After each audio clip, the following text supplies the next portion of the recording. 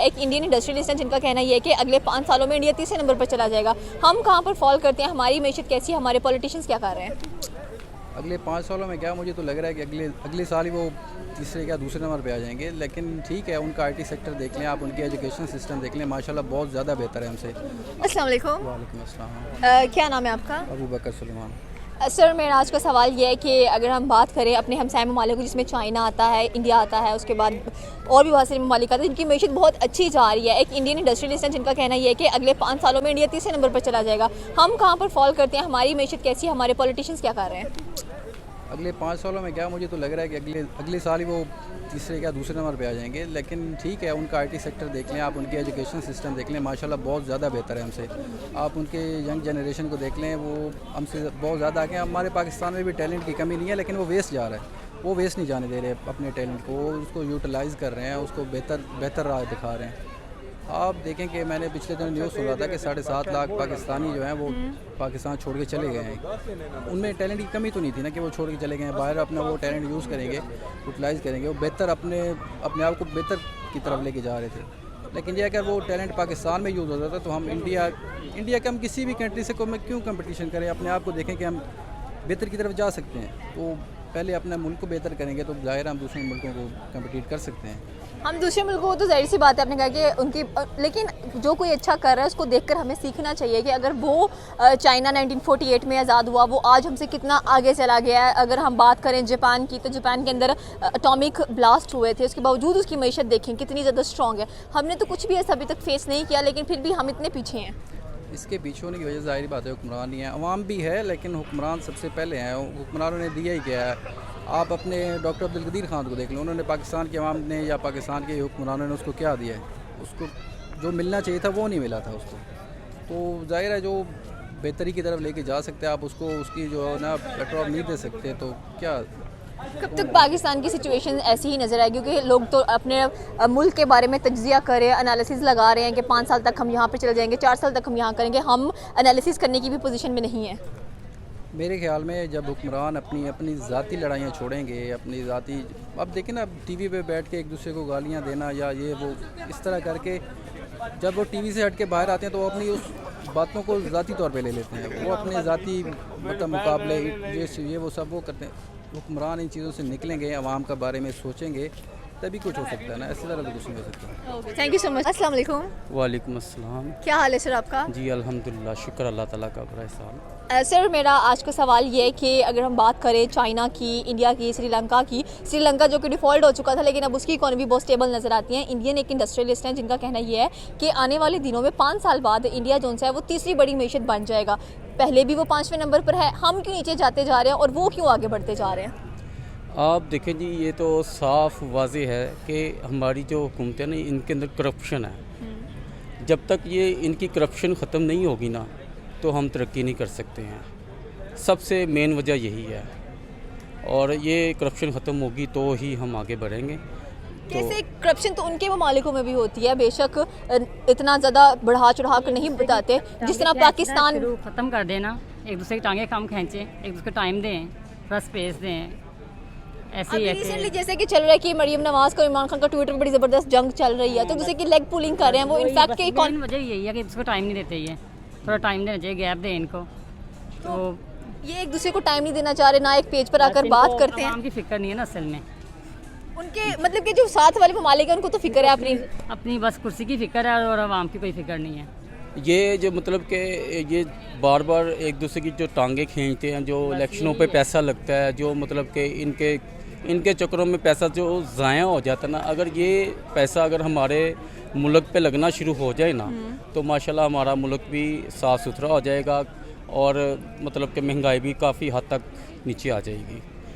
दूसरे ममालिकों में चाइना कैसे इतना आ गया, हालांकि 1948 के अंदर वो आज़ाद हुआ है, एक साल बाद हमसे आज़ाद हुआ है। वही बात है कि ये फंड लेते हैं, आगे आवाम पे खर्च नहीं होता, तो ये अपने महलों पे खर्च करते हैं, आवाम पे नहीं खर्च करते। आवाम सवाल भी नहीं करती है, बस आवाम बस अब क्या करें। एक्चुअली बात ये है कि हम अगर अपने प्यारे नबी के नक्शे कदम पे चलें तो फिर हमारा मुल्क सबसे आगे होगा।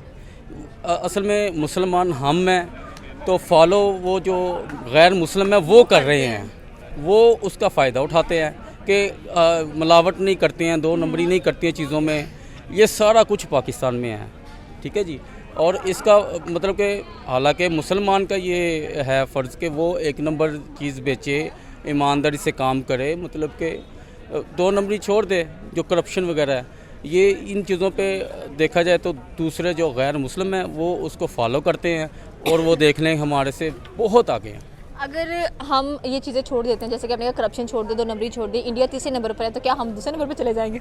नहीं इंशाल्लाह ताला हम नंबर 1 है। पहले नंबर पे तो अल्हम्दुलिल्लाह जिसने नबी का कलमा पढ़ा ना वो दुनिया का सबसे अमीर आदमी है, ठीक है जी। उससे अमीर आदमी कोई नहीं हो सकता, मुसलमान सबसे अमीर है। बाकी जो बात है जो हमारे मुल्क के हालात की, ये सिर्फ़ और सिर्फ करप्शन है। इसको अगर कम कर दिया जाए तो सारे मामला ठीक हो जाएंगे। दीन से दूरी। Okay, thank you so much sir. अस्सलाम वालेकुम। जी वालेकुम सलाम। क्या हाल है सर आपका? अल्हम्दुलिल्लाह ठीक। सर सवाल मेरा ये है कि अगर हम बात करें अपने हमसाय ममालिकों की, चाइना की, इंडिया की बात करें, कोई 5वें नंबर पे है, कोई दूसरे नंबर पे है। इंडियन एक इंडस्ट्रियलिस्ट है जिनका कहना ये है कि अगले 5 सालों में इंडिया तीसरे नंबर पर चला जाएगा, उसकी मैशत इतनी मजबूत हो जाएगी। हमारी मैशत कितनी मजबूत होगी और हम किस नंबर पर जाने वाले हैं? एक्चुअली देखें, हम लोग जिस तरह हमारे साथ हमारे पॉलिटिशियन कर रहे हैं या जो हमारे साथ किया जा रहा है, लेकिन हम जो हैं खुदार कौम हैं और हमारी खुदारी के लिए हमारी आवाम को देख लें। हमारी इधर आप बड़े बड़े बिज़नेस टाइकून बैठे हुए हैं, बड़े बड़े बिज़नेस, हमारे पॉलिटिशियंस भी खुद भी बिज़नेसमैन हैं, लेकिन उन्होंने हमारे मुल्क का बेड़ा गर्क करके रख दिया है।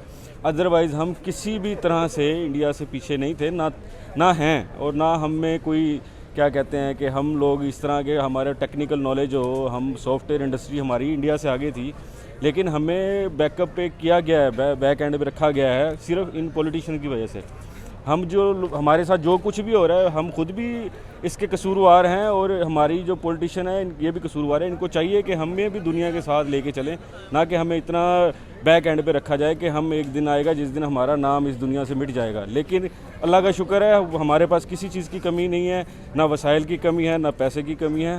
हम कुदरती तौर पर माला माल हैं हर लिहाज से। हमारे पास वी आर रिचेस्ट कंट्री, लेकिन सिर्फ क्या है, हमें सिर्फ अच्छे हुक्मरान चाहिए इस टाइम। हुक्मरान अच्छे कैसे मिलेंगे हम लोगों को जो कि आपस में ही लड़ते जा रहे हैं और एक पेज पर आकर बात नहीं करते हैं कि चलो इकट्ठे होकर हम बात करते हैं, अपने मुल्क को बेहतर करते हैं। क्योंकि बाकी ममालिकों में देखा जाए तो उनकी सबसे बेहतरीन चीज़ ही ये है कि वो पॉलिटिकल स्टेबिलिटी में बहुत ज़्यादा बिलीव करते हैं। हम बिलीव नहीं करते इन चीज़ों पर। हम डेमोक्रेसी की बात करते हैं लेकिन डेमोक्रेसी दिखाते नहीं हैं। जिस दिन हम एक कौम बन गए ना, उस दिन हमारे सारे मसले हल हो जाएंगे। बजाते हम एक कौम नहीं है। बलोचिस्तान वाला की सोच अलग है, सिंध वालों की सोच अलग है, पंजाब की सोच अलग है, KPK की सोच। जिस दिन हम एक पेज पे आ गए उस दिन हम बिल्कुल हमारे कोई मसले नहीं रहेंगे हमारा। और ये सारे जो डिफरेंसेस तब फर्के डाले गए ये भी तो हमारे पॉलिटिशियंस नहीं डाले हैं। अब अल्लाह इनको हिदायत दे, हम क्या कह सकते हैं। आप देखें जी, इनके बच्चे अमीर से अमीर हो रहे हैं। आप ये देखें कि इनके बेटों को अगर इनकी शक्लें देखें तो मैं अपनी शॉप पे इनको काम के लिए ना रखूं और ये जब पैदा होती है अरबोंपति बन गए हैं। कोई मैसेज देना चाहें आखिर पे, स्पेशली हमारी जो गवर्नमेंट है उसको, कि प्लीज़ कुछ कर लो ताकि हमारी मैशत भी मजबूत हो। ये इतने हड्डा हम हैं, जितनी मर्जी इनको मशवरे दे दे, पूरी कौम इनको गालियां दे रही है। पूरी की पूरी कौम, एक बंदा नहीं जो इसको गालियां ना दे। सुबह अलग से, दोपहर को अलग, 3 टाइम खाने के बाद इनको जितनी गालियां पड़ रही हैं तो इनका असर नहीं हो रहा। तो मेरे कहने से इनको कोई असर नहीं होगा। हाँ, मैं अपनी कौम को कहना चाहूँगा अपने फ्यूचर, अपने बच्चों के फ्यूचर के लिए कुछ करें खुदारा, ताकि आज हमारी आने वाली नस्लें जो हैं वो ये टाइम ना देखें जो आज हम फेस कर रहे हैं। Okay, thank you so much. अस्सलाम वालेकुम। वालेकुम सलाम। क्या हाल है सर आपका? जी ठीक, शुक्र अल्लाह का। सर मेरा सवाल ये है कि इंडियन एक इंडस्ट्रियलिस्ट हैं जिनका कहना ये है कि 5 सालों के बाद इंडिया तीसरी बड़ी मैशत बन जाएगा। 5वीं तो वो है जो उन्होंने एक है कि ये एनालिसिस किया है, क्या ठीक किया है? हाँ ठीक है। उनकी मतलब जो तरक्की का राज ये है कि उनकी पॉलिटिकल स्टेबिलिटी जो है ना वो बहुत ज़्यादा अच्छी है और उन्होंने वो दावा किया अभी 5वीं तो डिक्लेयर होने वाली है, ठीक है, और वो मतलब नंबर 1 पे भी वो आ सकते हैं, ठीक है। उनका मतलब सही, उनके जो है ना मतलब एक फोकस है उनका, एक अपना उन्होंने एम बनाया हुआ है, उसके ऊपर वो चल रहे हैं और वो अगर उसके ऊपर चलते रहे, पॉलिटिकल अनस्टेबिलिटी ना आई, जिस रूटीन में वो चल रहे हैं उसमें रहे, तो ये फिर मतलब निकल जाएंगे आगे। पिछले साल भी काफ़ी ज़्यादा लकी रहा इंडिया के लिए। हमने देखा कि उन्होंने बहुत सारी नई चीज़ें बनाई, बहुत सारी चीज़ें मेड इन इंडिया लिखा गया, उसके ऊपर इंडस्ट्रीज़ उनके मुल्क में लगी हैं, एम्प्लॉयमेंट वगैरह सारा कुछ उनके मुल्क में आया। और ये सिर्फ और सिर्फ पॉलिटिकल स्टेबिलिटी थी, वहाँ पर मोदी की जो सरकार है वो गिरी नहीं और उन्होंने ये सारा काम किया।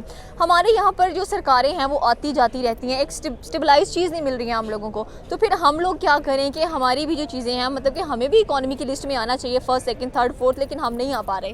नहीं देखिए, जब ये रजीम चेंज हुआ उससे पहले फैटफ लिस्ट से जो है ना वो मतलब पाकिस्तान बाहर आ चुका था, वो ग्रे लिस्ट मतलब उसका।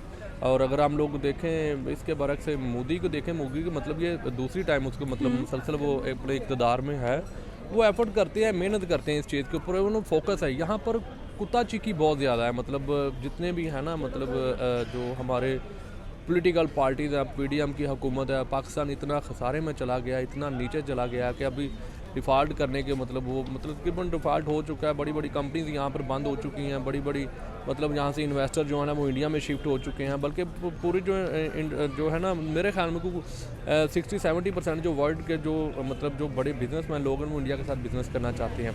तो इसी बेस पे चाहते हैं कि उनका एक मेयार है और पूरे मतलब दुनिया में इंडिया का एक नाम हो चुका है इस मामले में। पाकिस्तान को सिर्फ गिराने वाले जो है ना वो हमारी हुकूमत है, हमारी जो मौजूदा हुकूमत चाह रही है, इन्होंने आकर बेड़ा ही गर्क कर दिया Pakistan. Okay, thank you so much.